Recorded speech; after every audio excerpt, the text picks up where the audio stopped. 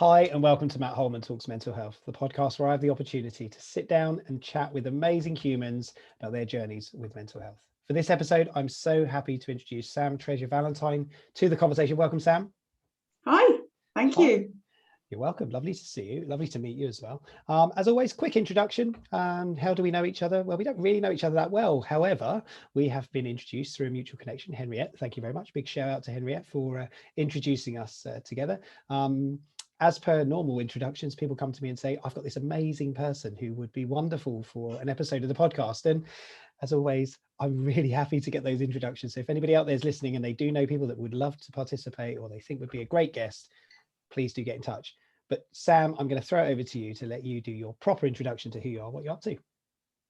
Well, and this is the bit where I go, I don't know who I am.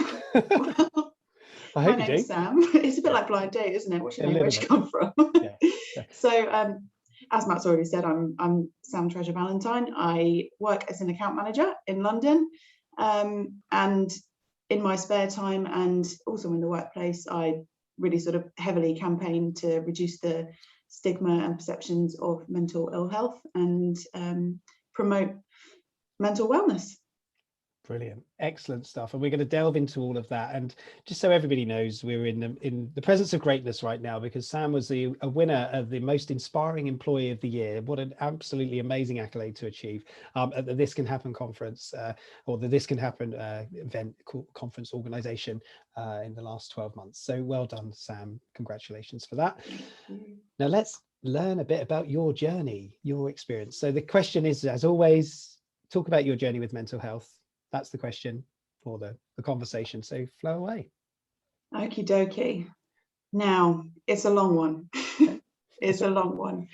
I'm not going to delve necessarily too deep into what happened to make it happen, if that makes sense, just to sort of preserve a little bit of something for myself. I think that's important as well, because if that sort of thing gets out, you sort of increase the vulnerability, if that makes sense. Of course. That's a bit of my heart that I'm not ready to give up just yet. But I suppose growing up, I mean, relatively happy, but there were some issues, sort of significant issues with bullying. There was also sort of witnessing domestic violence. And really that second part, the witnessing domestic violence, is the crux really, and this is why everything then went on to unfold. But I wasn't really aware of that at sort of 11 years old, 12 years old. Wow. So from that point on, probably say 13 was the time I first self-harmed. And trigger warning, it could be a little bit deep. So first time that happened, I didn't understand why I was doing it. Okay.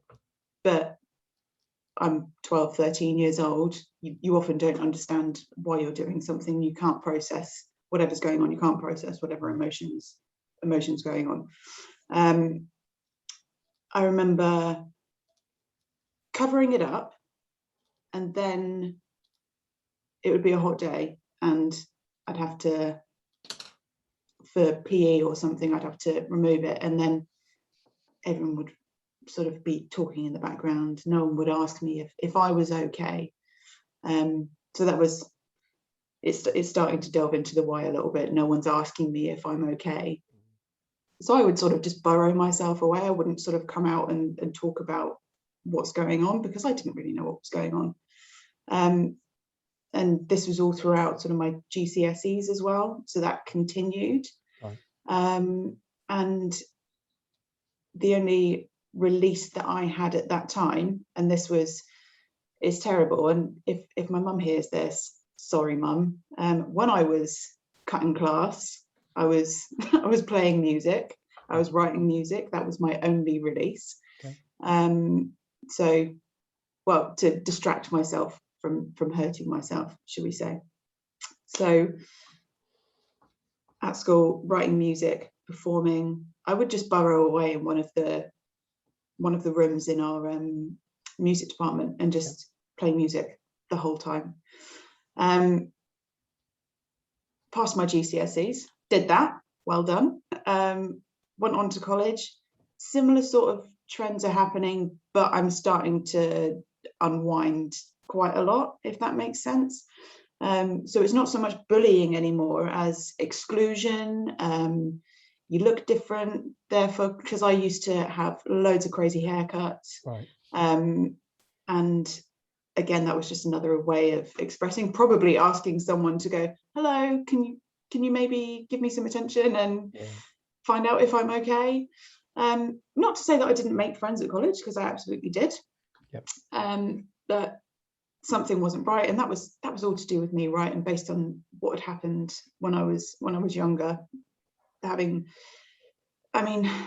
was quite severe. Like, if you sort of take what a child witnesses at that age, it really does shape things up. And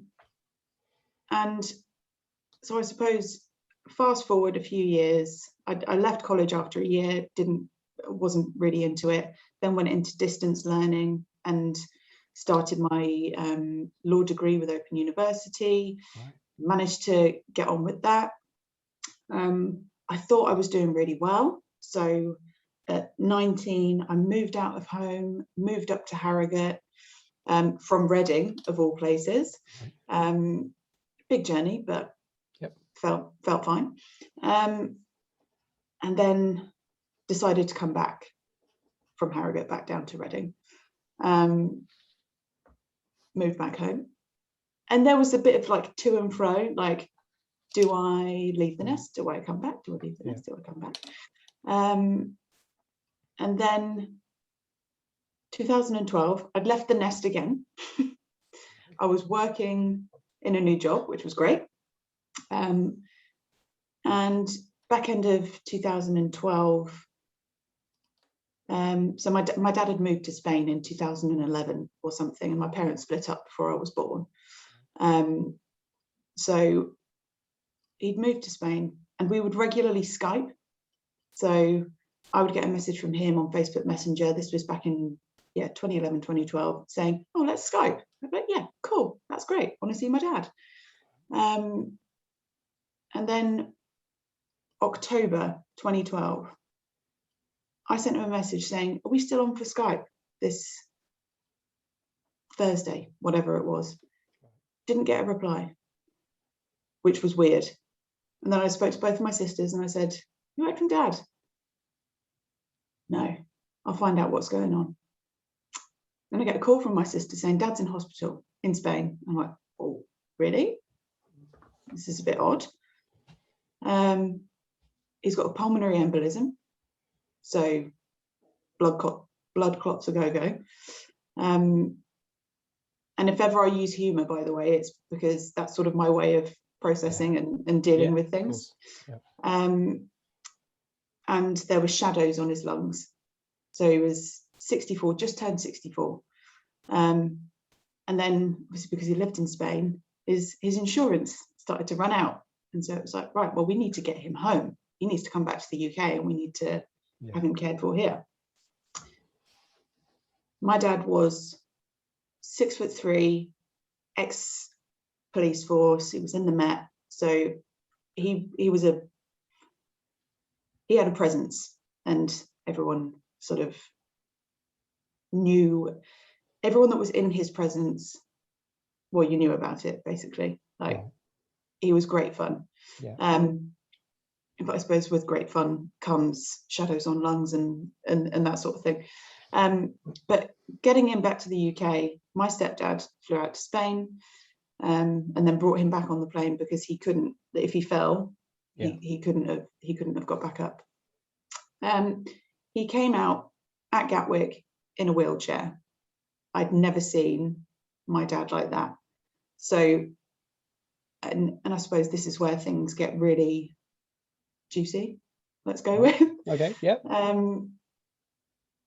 So seeing him like that, because I was 21 at the time, seeing him like that late November, from big, strong hero dad to in a wheelchair, Really didn't know how to process it again, because even at 21 I still wasn't able to figure out what was going on, why I was responding in particular ways. And I remember that night sort of thinking, I've lost him, he's gone, he's completely gone. And 2 weeks later he died. Wow. And I saw him probably 3 times in that period, because he was in Kent and I was in Reading. And when he died, I didn't know how to react, so I laughed, which is, I suppose, why you see bits of me just making a joke of things as I talk, because I didn't know how to process that emotion. And no one was telling me how to process what was going on.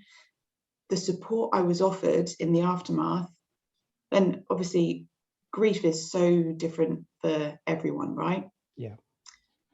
But what I was offered when I went to the doctor and I said, look, I'm not sleeping, I feel terrible, they were like, right, antidepressants. And in hindsight, I'm glad I didn't take them up on the antidepressants, because I was grieving, and you can't medicate grief. Like, you kind of have to get through that, and you have to sort of hold someone's hand and all of that sort of thing. And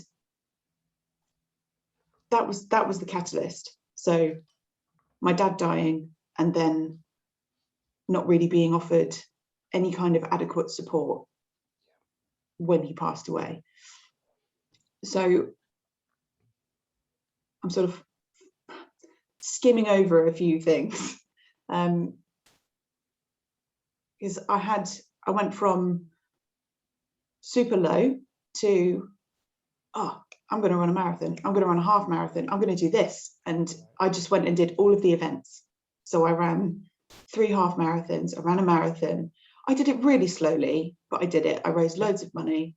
And then you start declining, because you realize you've never actually dealt with that thing that happened, and no one's sort of there to help you. I mean, I had counselling, but I don't think it was enough. And that's not to say that counselling doesn't work for people that are in that situation, because sometimes actually, but there was a lot of complexity behind it from that trauma and witnessing domestic violence from at such a young age, that meant that I wasn't really able to recover as quickly. And so fast forward a few years after the high of, I'm going to do all of these things and it's going to be great, I felt good. And then it was almost like, right, what's next? What can I distract myself with next? And that turned into, in 2015, after I got an injury and couldn't carry on doing the events, that turned into, do you know what, we're going to go out and get drunk. That's how we process things now. Right. You don't process things like that. That doesn't do very well. You say bad things. You do things that you wish you hadn't done. And then that carried on for 2.5, 3 years. Right. In 2018, I had another event. So another, I'm not going to say traumatic event, in fact, a really hard event. So because I hadn't processed Dad's death, because I hadn't processed witnessing violence, this new thing that happened took me back to that feeling when he passed away. And I don't understand the psychology of it. I'm not a psychiatrist. All I have is my experience. So where was I? Hang on, I'm getting there. So that happened, and then I had that instant, again, I noticed the pattern. So it happened, it was terrible, and then I had that instant high of, I'm going to go do all of this stuff, and then I came crashing down to the depths of I don't know what. And this is when I really started to hone in on and focus on working with the stigma of mental health and perceptions of how people who have conditions and the like are treated. And at work, I had like a 5-minute slot or something to talk about my experience with using our employee assistance program, which was great, because I got myself a doctor's appointment and I got a referral, but I was on a 8-month waiting list for therapy and all of this. I mean, I didn't go into the 8-month waiting list thing, but there we go. Sure. And then 2 weeks later, I presented at A&E because I wanted to check out. I was driving back from a family lunch on Boxing Day. My uncle lives in the Cotswolds, so I was coming back to Reading. And I kept looking at the Central Reservation and going, I'm going to drive into that. I'm done. But then the only thing that stopped me was oncoming traffic the other way, because if I was going to do it, it was going to be to me. It wasn't going to be to kill anyone else. It was me. And then that cycle sort of kept going, and I kept looking for the opportunity to do it, because this pain that I was feeling, it's almost indescribable. I was feeling this constant sick feeling, constantly. I was in bed so much because my brain was just on overdrive. And luckily as well, my destination on the journey was to go and have dinner with a friend. So I also sort of had that in the back of my mind as well, and also thinking to myself, well, I've just presented on this at work, like I can't go on now and like make this happen. Like no. I had dinner with the friend, and she knew that something was a bit not right. And so she encouraged me, okay, like I think you should probably go to the hospital. Like I managed to eat a couple of bites, but it was just an overwhelming like impulse, and okay, this is going to happen. And I parked in a multi-story car park waiting for the hospital to call me back, and I'm like, could jump, but again, there's other people around, and it was this thing just going around in my head, like I'm not good with being here anymore. I don't want this. I can't do it. And that was really strong, and it took so much to hold myself back from actually then moving the car that tiny bit or stepping over the edge. And it's scary looking back on it, because it could have been a gust of wind that knocked me over the edge, or it could have been someone driving into me that put me into the Central Reservation. And from there, I then had, oh blimey, when was it? It would have been a couple of weeks later, I had a psychiatric assessment, and they said, pretty sure you've got borderline personality disorder. And it was either that or bipolar 2, but sort of as things have evolved, it's most certainly BPD, or now they call it emotionally unstable personality disorder, but I really don't like that, so I just go with borderline. And it helped me really piece together what had gone on for however many years. That would have been 15 years at that point. So that was 2019 that I was diagnosed. So 15-16 years of what's going on, what's happening here, somebody help me, no one knows how to. And as soon as I had that diagnosis, they said, oh yeah, we're going to change your meds. And I just went, I'm not going to carry on with meds, like forget that, it's obviously done nothing for me. Without the right therapy for me, like there's no point having those. Because to have been on antidepressants for however many years and to then go on and still be in that situation, in my head I just went, you know what, forget it. And I just slowly came off them myself without changing. Yeah. And then I had a really long wait for therapy, really long wait. And again, as I started to do more in the workplace, thinking more about like how I could help people around me, I realized I've got to be so much more self-aware here, and I've got to help myself for a bit. Yeah. Because that support is on its way, but it's going to take some time.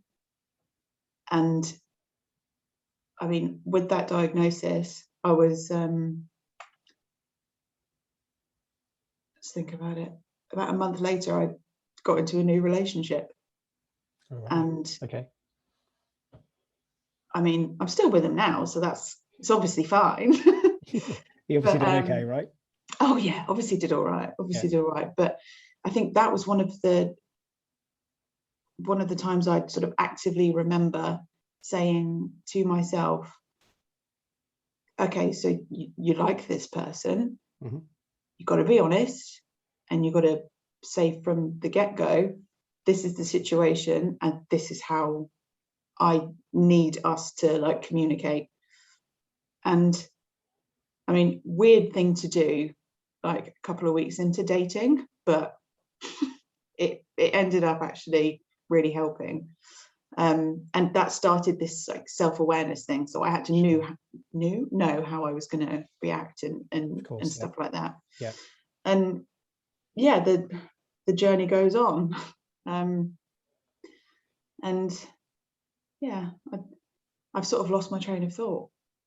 But yeah, I'm gonna stop for a little coffee sip. Little coffee sip, a cold coffee sip. Now it will be right, but it's lukewarm. It's fascinating, and thank you for sharing everything you've shared so far, and the journey continues, of course. And you know, so with the, can I just ask a little bit about the BPD diagnosis, and how did you feel when you learned a bit more about what borderline personality disorder is all about? Oh, I was relieved. Right.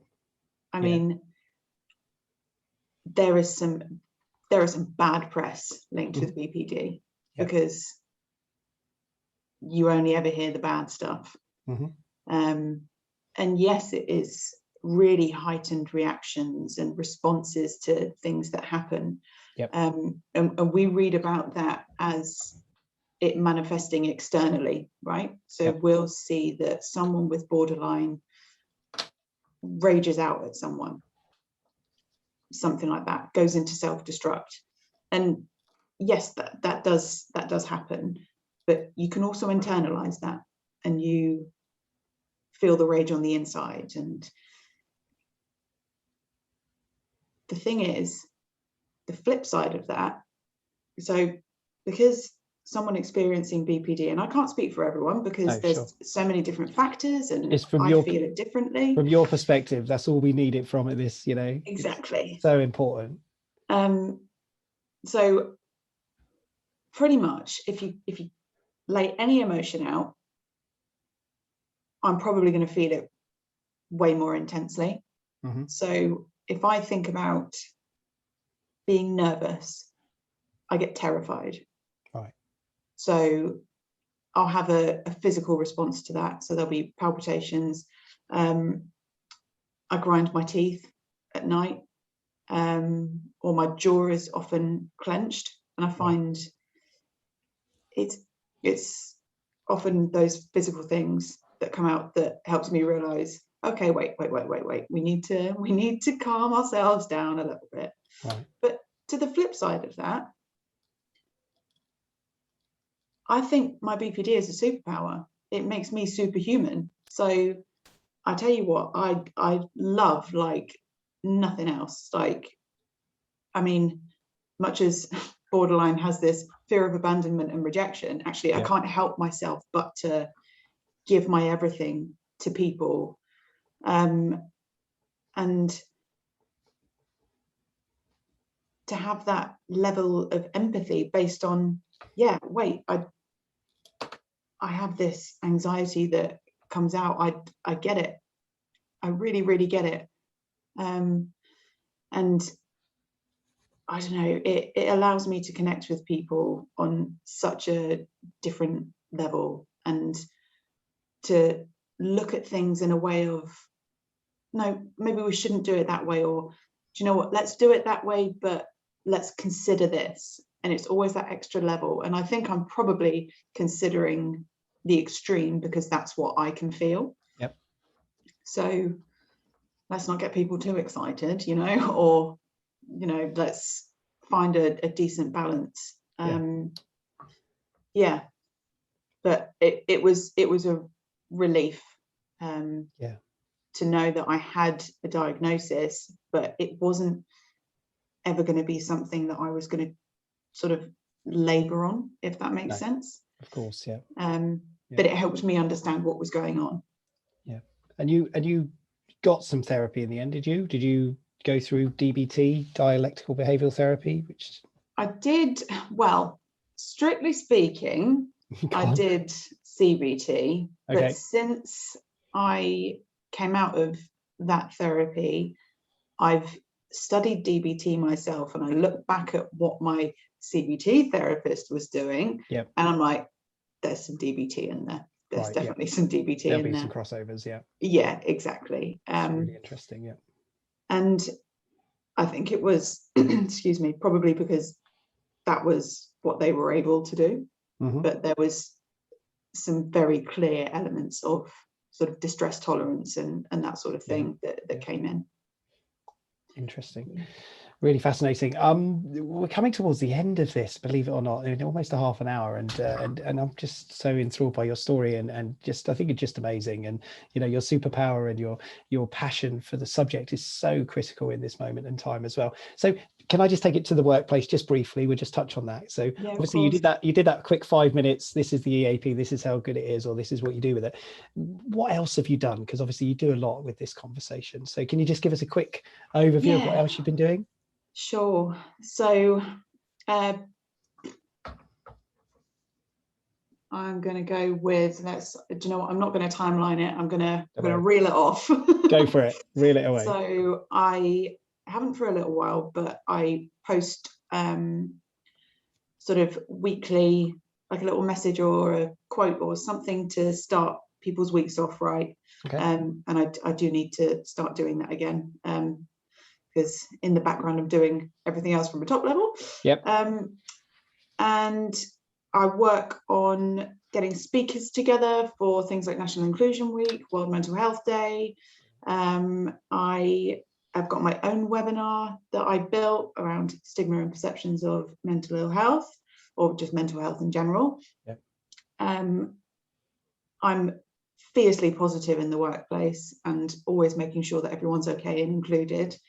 I work with our leaders almost in sort of like an informal reverse mentoring kind of thing. Just kind of helping people understand how things work a little bit. What else do I do?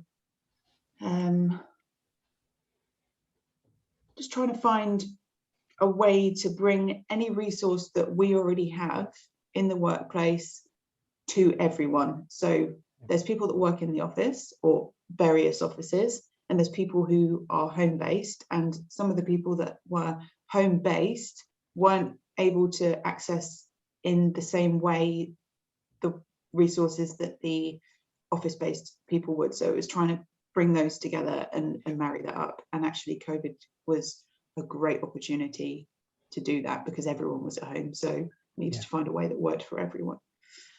And there's more, but I can't remember. It's almost like imposter syndrome. It's like I can't keep talking about the good. You can. Oh, you're just an incredible mental health advocate and positive person in there. You know, I that's what I love about these stories, these conversations. You know, I don't love the fact that you've suffered and you've had trauma and you've had things going on in your life. I don't love that.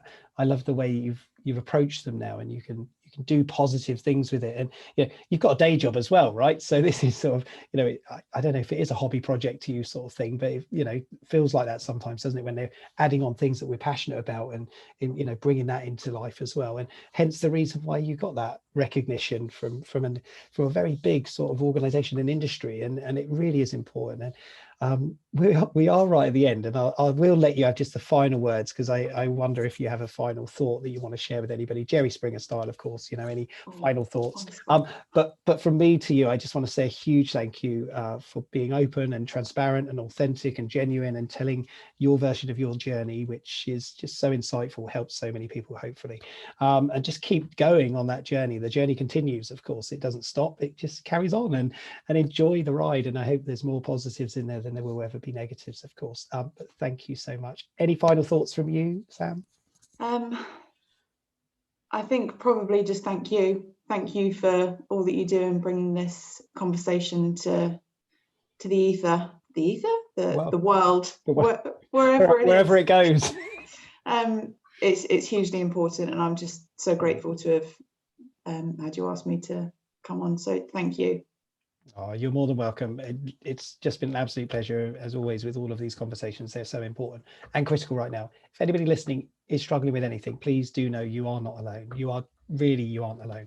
There are so many of us out there that are just prepared, willing, and able to help and support you. Might just be a listening ear, but you know what? Sometimes we just need somebody to talk to, don't we? Sam, would you be okay if anybody wanted to get in touch with you, to reach out?